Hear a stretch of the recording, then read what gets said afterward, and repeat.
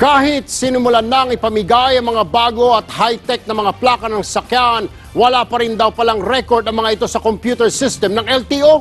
Ang ibig pong sabihin, wala naman pala silang silbi para kilalanin ng mga may-ari ng sakyan sakaling masangkot ito sa krimen o aksidente. Narito po ang aming eksklusibong report. Tad-tad ng security features at hindi raw basta-basta makopya ang mga bagong plaka ng Land Transportation Office. Magmula noong Abril, nasa 20,000 na ang naipamigay na plaka. Pero ayon sa empleyado ng LTO na itinago namin sa pangalang June, wala pang record sa computer system ng LTO ang mga ito. Bibigyan ng plate kaso hindi naman na-encode kaya wala tayong pasihan. Ang problema, hindi pa napapalitan ng computer system ng LTO habang di pa nare-resolba ng korte ang kasong isinampa ng Stratcom, ang IT provider ng LTO. Kinikwestiyon ng kumpanya ang pagtigil sa kanilang serbisyo. Tuloy, di mabasa ang lumang sistema na pang 3 letra at 3 numero na plaka. Ang bagong plaka kasi, 3 letra at 4 na numero na. Ang system natin sa LTO, 3 numbers tsaka 3 letters lang. Ngayon, naging 3 letters tapos 4 numbers. Kaya hindi siya pumapasok doon sa system. Dapat, ang unahin ng LTO dito, unahin nila yung system, baguhin nila. Bit-bit ang surveillance camera, sinubukan naming mag-verify ng bagong plaka gamit ang plaka ng bagong truck na ito. Sa mga satellite office, maging sa main office ng LTO, iisa ang lumalabas, kundi no motor vehicle transaction record found. Ang ibig sabihin, wala itong file pa sa LTO. Ba't hindi papasok? Hanggang 6 digit lang ho. Nakaano kasi ang computer sa 6 na digit lang. Hindi pa ho nakaka-program ng 7 digit. Ay, ganun. Eh, paano din lahat ng bago sasakyan, ganun? Wala ho yun. Aminado naman ang LTO na kasalukuyan pa nilang ina-upgrade ang kanilang computer system pero wala raw dapat ikabahala ang publiko. Meron tayong separate system for that and we're in the process of migrating this to the current system. Pero itinanggi ng aming source na may backup system ang LTO. Hindi naka-record sa computer yan sa buong system dito, sa buong LTO ng buong Pilipinas. Talagang wala siya. Hiniling namin sa LTO na ipakita sa amin na sinasabi nilang hiwalay na computer system para sa mga bagong plaka. Pero tumanggi silang ipakita ito sa amin. May right to privacy rin naman sila, no? Umaaksyon, Erwin Tulfo, News 5. Sa iba pang balita, sinagot naman ni DSWD Secretary Dinky Soliman ang lumabas na Commission on Audit Report na 700 milyong pisong donasyon para sa mga nasalanta ng Bagyong Yolanda ang hindi pa nagagamit ng ahensya. Umaaksyon si Franz Noguera. Paalala na ito ay... Sa ipinatawag na press con ni DSWD Secretary Dinky Soliman, nilinaw niyang ginawa ng COA ang auditing sa kasagsagan ng relief operations, kaya mas inuna nila ang paghahatid ng tulong kesa gawin ang paperworks. Itong COA audit, ginawa po nila yan ng November and December 2013. Ang ating bilang ay 998,000 plus undisplaced. Ang affected is 1,400,000. So, nung Disyembre, ganun po karami ang kailangan tugunan sa lalong madaling panahon sa pagkain. Hindi rin daw agad nila nagalaw ang mga donasyon dahil may pondong galing pa sa gobyerno ang kanilang unang ginamit. Sa huling tala ng DSWD, higit 1 bilyong piso ang kabuuang donasyon na natanggap ng ahensya. 117 million pesos na lamang nito ang natitira at 54 million pesos dito ay may paglalaanan na.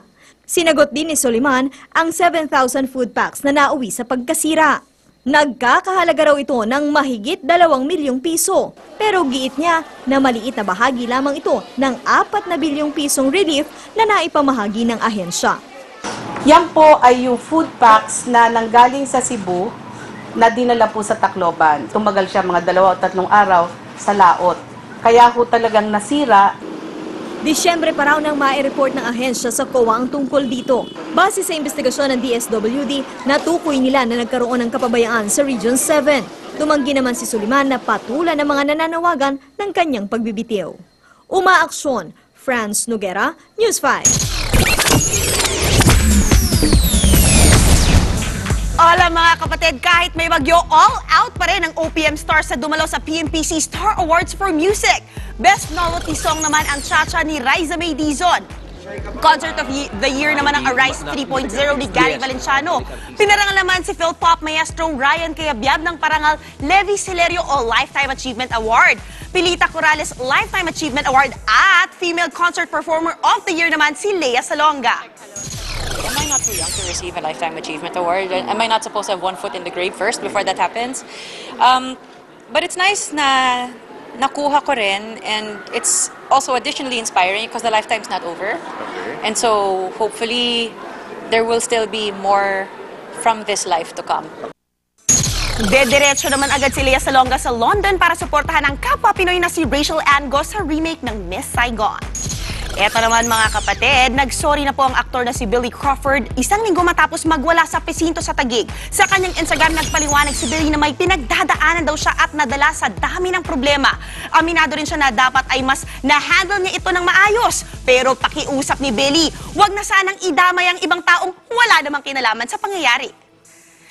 And mga kapatid, mark your calendar. Mapapanood na po sa September 22 ang tambalan ng real-life sweethearts sa sina Jasmine Curtis Smith at Sam Concepcion.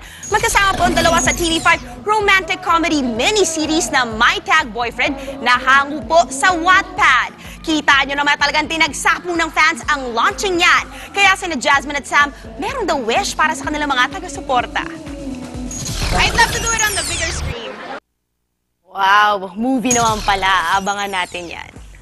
Mga kapatid, abala ngayon si Black Eyed Peas member Apple Diap sa pagdidiscover ng mga bagong talents. Dito po sa Pilipinas, dalawa ng kanyang nahanap ha. Meron din siyang na-discover mula sa Singapore at Indonesia. Karamihan po sa kanila nakita lang daw ng kanyang team sa internet. Ginagawa raw ng singer ang pagtulong bilang pagbabalik ng kanyang blessings at pagkakataon na kanyang natanggap noon.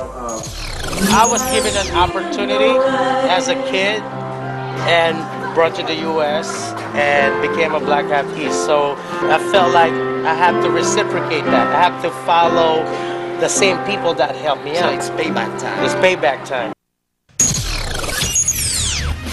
Mag-asawang nagbebenta ng mga sanggol arestado ng NBI. Dating Military General na si Jovito Palparan inilipat na sa Fort Bonifacio. Vice President Jedjo Marbina ay formal nang inimbitahan ng Senado para sa susunod na pagdinig sa overpriced na gusali sa Makati. Gilas Pilipinas bumalik na sa pag-iensayo para sa Asian Games sa Sabado. Yan at iba pa sa aming pagbabalik.